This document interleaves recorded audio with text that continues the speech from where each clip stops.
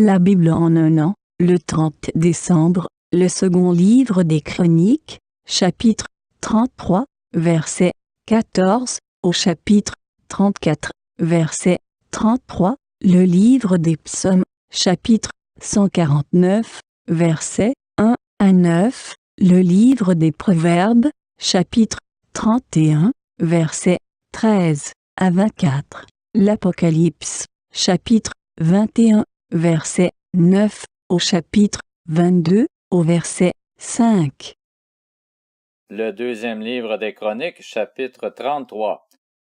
Après cela, il construisit à l'extérieur de la ville de David à l'ouest vers Guion, dans la vallée, une muraille qui se prolongeait jusqu'à la porte des Poissons et faisait le tour de la colline de l'Ophel. Il la fit très haute. Il mit aussi des chefs militaires dans toutes les villes fortifiées de Juda. Il enleva les dieux étrangers et l'idole de la maison de l'Éternel ainsi que tous les autels qu'il avait construits sur la montagne de la maison de l'Éternel et à Jérusalem, et il les jeta à l'extérieur de la ville. Il restaura l'autel de l'Éternel et offrit des sacrifices de communion et de reconnaissance, et ordonna à Juda de servir l'Éternel, le Dieu d'Israël. Certes, le peuple offrait encore des sacrifices sur les hauts lieux, mais seulement à l'honneur de l'Éternel son Dieu. Le reste des actes de Manassé, la prière qu'il a adressée à son Dieu, et les paroles des voyants qui lui ont parlé au nom de l'Éternel, le Dieu d'Israël, cela se trouve dans les annales des rois d'Israël. Sa prière et la manière dont Dieu l'a exaucé, tous ses péchés et ses infidélités, les endroits où il a construit des hauts lieux et dressé des poteaux sacrés et des sculptures sacrées avant de s'humilier, cela est décrit dans les annales de Osaïe. Manassé se coucha avec ses ancêtres et on l'enterra dans son palais. Son fils Amon devint roi à sa place. Amon avait 22 ans lorsqu'il devint roi et il régna 2 ans à Jérusalem. Il fit ce qui est mal aux yeux de l'Éternel, comme l'avait fait son père Manassé. Il offrit des sacrifices à toutes les sculptures sacrées que son père Manassé avait fabriquées et les servit. En revanche, il ne s'humilia pas devant l'Éternel comme l'avait fait son père Manassé, car lui, Amon, accumula la culpabilité. Ses serviteurs conspiraient contre lui et le firent mourir chez lui, mais la population du pays frappa tous ceux qui avaient conspiré contre le roi Amon et proclama son fils Josias roi à sa place. Le deuxième livre des Chroniques, chapitre 34. Josias avait 8 ans lorsqu'il devint roi et il régna 31 ans à Jérusalem. Il fit ce qui est droit aux yeux de l'Éternel et il marcha dans les voies de son ancêtre David et ne s'en écarta ni à droite ni à gauche. La 8e année de son règne, alors qu'il était encore jeune, il commença à rechercher le Dieu de son ancêtre David, et la 12e année, il commença à purifier Juda et Jérusalem des hauts lieux, des poteaux sacrés, des sculptures sacrées et des idoles à métal fondu. On démolit en sa présence les autels des Baals, et il abattit les piliers consacrés au soleil qui étaient dessus. Il brisa les poteaux sacrés, les sculptures sacrées et les idoles en métal fondu, et les réduisit en poussière, et il dispersa la poussière sur les tombeaux de ceux qui leur avaient offert des sacrifices. Quant aux ossements des prêtres, il les brûla sur leurs autels. C'est ainsi qu'il purifia Juda et Jérusalem.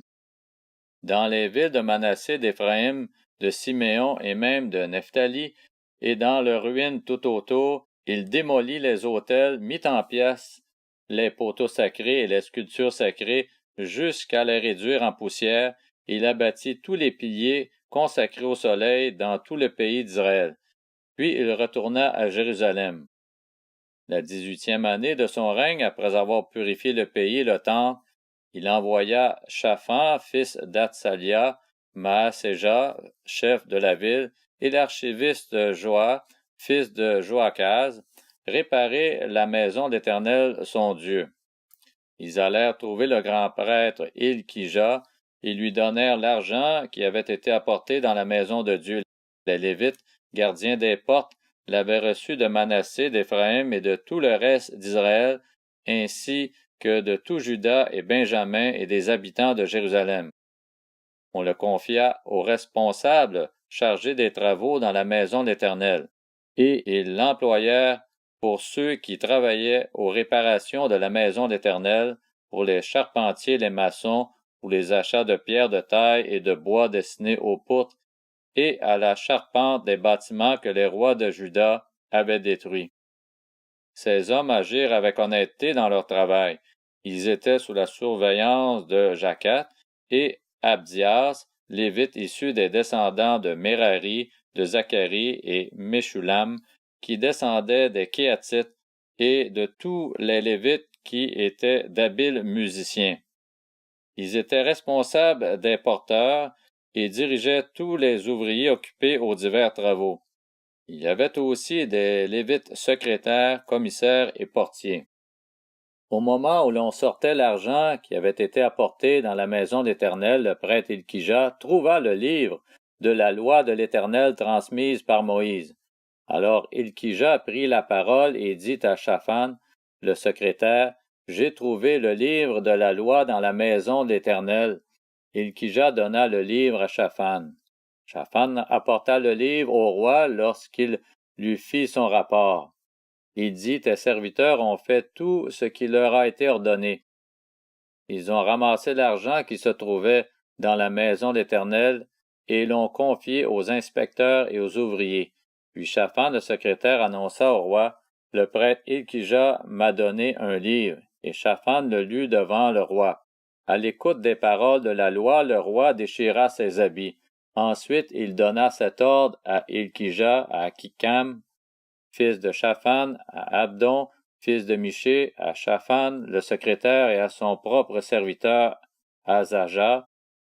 Allez consulter l'Éternel pour moi et pour ce qui reste en Israël et en Juda au sujet des paroles de ce livre qu'on a trouvé. En effet, elle doit être grande, la colère de l'Éternel prête à se déverser sur nous, parce que nos ancêtres n'ont pas respecté la parole de l'Éternel et ne sont pas conformés à tout ce qui est prescrit dans ce livre.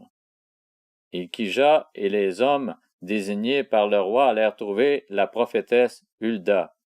Elle était la femme de Shallum, le gardien des habits, le fils de Tokéat et petit-fils de Asra. Elle habitait à Jérusalem dans la ville neuve. Une fois qu'ils lui eurent parlé comme convenu, elle leur répondit, « Voici ce que dit l'Éternel, le Dieu d'Israël. Annoncez à l'homme qui vous envoyez vers moi. Voici ce que dit l'Éternel. Je vais faire venir des malheurs sur cet endroit et sur ses habitants, conformément à toutes les malédictions écrites dans le livre qu'on a lu devant le roi de Juda. Puisqu'ils m'ont abandonné et qu'ils ont offert des parfums à d'autres dieux afin de mériter par tout ce que leurs mains faisaient, ma colère se déverse sur cet endroit et elle ne s'éteindra pas. Mais vous annoncerez au roi de Juda, qui vous a envoyé pour consulter l'Éternel, voici ce que dit l'Éternel, le Dieu d'Israël, au sujet des paroles que tu as entendues. Ton cœur a été touché, tu t'es humilié devant Dieu en entendant ces paroles contre cet endroit et contre ses habitants. Tu t'es humilié devant moi, tu as déchiré tes habits, et tu as pleuré devant moi. Eh bien, moi aussi j'ai entendu cela, dit l'Éternel. Je te ferai rejoindre tes ancêtres, tu rejoindras la tombe dans la paix, et tes yeux ne verront pas tous les malheurs que je ferai venir sur cet endroit et sur ses habitants. Ils rapportèrent cette réponse au roi. Le roi fit rassembler tous les anciens de Juda et de Jérusalem. Puis il monta à la maison d'Éternel avec tous les hommes de Juda et les habitants de Jérusalem, les prêtres, les Lévites et tout le peuple, du plus grand au plus petit. Il lut devant eux toutes les paroles du livre de l'Alliance qu'on avait trouvé dans la maison d'Éternel. Le roi se tenait sur son estrade et il conclut une alliance devant l'Éternel. Il s'engagea à suivre l'Éternel et à respecter ses commandements, ses instructions et ses prescriptions de tout son cœur et de toute son âme, en appliquant les paroles de l'alliance écrites dans ce livre. Il fit s'engager dans l'alliance tous ceux qui se trouvaient à Jérusalem et en Benjamin, et les habitants de Jérusalem se conformèrent à l'alliance de Dieu, du Dieu de leurs ancêtres. Josias fit disparaître toutes les pratiques abominables de tous les territoires appartenant aux Israélites, et il obligea tous ceux qui se trouvaient en Israël à servir l'Éternel leur Dieu. Pendant toute sa vie, ils ne se détournèrent pas de l'Éternel, le Dieu de leurs ancêtres. Le livre des Psaumes, chapitre 149. Louez l'Éternel. Chantez en l'honneur de l'Éternel un cantique nouveau. Chantez sa louange dans l'assemblée des fidèles. Qu'Israël se réjouisse en son Créateur. Que les habitants de Sion soient dans l'allégresse à cause de leur roi. Qu'ils louent son nom avec des danses. Qu'ils le célèbrent avec le tambourin et la harpe. En effet, l'Éternel prend plaisir en son peuple. Il accorde aux humbles le salut pour parure. Que les fidèles exultent dans la gloire, qu'ils poussent des cris de joie sur leur lit. Que les louanges de Dieu soient dans leur bouche et l'épée à 2 tranchants dans leurs mains. Ainsi, ils tireront vengeance des nations, ils puniront les peuples.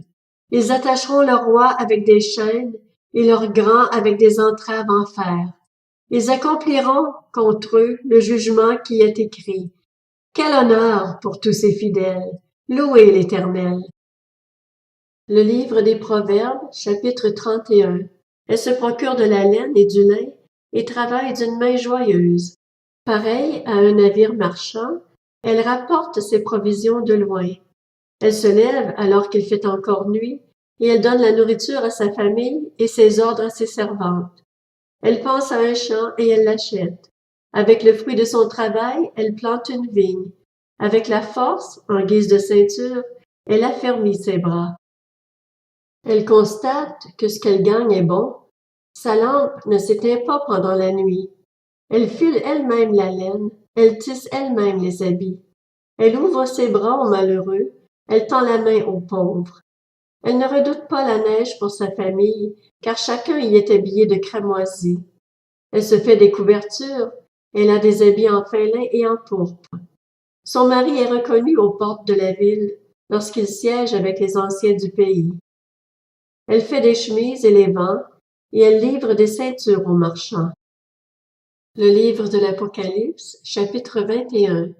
Puis un des 7 anges qui tenaient les 7 coupes remplies des 7 derniers fléaux vint m'adresser la parole et dit: Viens, je te montrerai la femme, l'épouse de l'agneau. Il me transporta en esprit sur une grande et haute montagne et me montra la ville sainte, Jérusalem, qui descendait du ciel d'auprès de Dieu. Elle rayonnait de la gloire de Dieu. Son éclat ressemblait à celui d'une pierre très précieuse, d'une pierre de jaspe transparente comme du cristal. Elle était entourée d'une grande et haute muraille avec 12 portes, et à ces portes 12 anges. Des noms y étaient inscrits, ceux des 12 tribus d'Israël. Il y avait à l'est 3 portes, au nord 3 portes, au sud 3 portes, et à l'ouest 3 portes. La muraille de la ville avait 12 fondations qui portaient les noms des 12 apôtres de l'agneau. Celui qui me parlait avait pour mesure un roseau d'or, afin de mesurer la ville, ses portes et sa muraille. La ville avait la forme d'un carré, et sa longueur était égale à sa largeur. L'ange mesura la ville avec le roseau et trouva 2200 kilomètres. Sa longueur, sa largeur et sa hauteur étaient égales. Il mesura aussi la muraille et trouva 72 mètres selon la mesure humaine qu'employait l'ange. La muraille était construite en jaspe et la ville était en or pur, transparent comme du verre pur. Les fondations de la muraille de la ville étaient ornées de pierres précieuses de toutes sortes. La première fondation était ornée de jaspe, la deuxième de saphir, la troisième de chalcédoine, la quatrième d'émeraude, la cinquième de sardoine, la sixième de coralline, la septième de chrysolite, la huitième de béryl, la neuvième de topaze, la dixième de chrysoprase, la 11e d'hyacinthe, la 12e d'améthyste. Les 12 portes étaient 12 perles. Chaque porte était faite d'une seule perle. La place de la ville était en or pur, comme du verre transparent. Je ne vis pas de temple dans la ville, car le Seigneur, le Dieu Tout-Puissant, est son temple, ainsi que l'agneau. La ville n'a besoin ni du soleil ni de la lune pour l'éclairer, car la gloire de Dieu l'éclaire, et l'agneau est son flambeau. Les nations marcheront à sa lumière, et les rois de la terre y apporteront leur gloire. Ses portes ne seront pas fermées de toute la journée, car il n'y aura plus de nuit. On y apportera la gloire et l'honneur des nations. Il n'entrera chez elle rien de souillé, ni personne qui se livre à des pratiques abominables et aux mensonges. Il n'entrera que ceux qui sont inscrits dans le livre de vie de l'agneau. Le livre de l'Apocalypse, chapitre 22. Puis il me montra le fleuve d'eau de la vie, limpide comme du cristal, qui sortait du trône de Dieu et de l'agneau. Au milieu de la place de la ville et entre les deux bras du fleuve, se trouvait l'arbre de vie qui produit 12 récoltes. Il donne son fruit chaque mois, et ses feuilles servent à la guérison des nations. Il n'y aura plus de malédiction. Le trône de Dieu et de l'agneau sera dans la ville. Ses serviteurs lui rendront un culte. Ils verront son visage et son nom sera sur leur front. Il n'y aura plus de nuit, et ils n'auront besoin ni de la lumière d'une lampe, ni de celle du soleil, parce que le Seigneur Dieu les éclairera, et ils régneront au siècle des siècles.